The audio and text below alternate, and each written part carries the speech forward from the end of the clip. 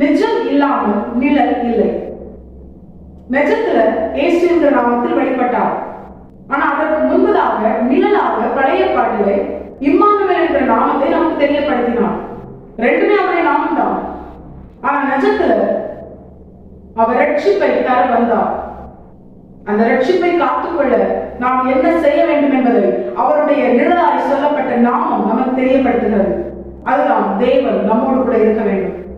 புதிய பாட்டிலே வெளிப்படுத்தப்பட்ட இயேசு என்ற நாமம் நமக்கு ரட்சிப்பை தர, பழைய பாட்டிலே வெளிப்படுத்தப்பட்ட முன் உரைக்கப்பட்ட இம்மானுவேல் என்ற நாமம் தேவன் நம்மோடு கூட இருந்து அவரால் கொடுக்கப்பட்ட ரட்சிப்பை நாம் காத்துக்கொள்ள. பழைய பாட்டு மாத்திரம் போதாது, அதே போல புதிய பாட்டு மாத்திரம் போதாது.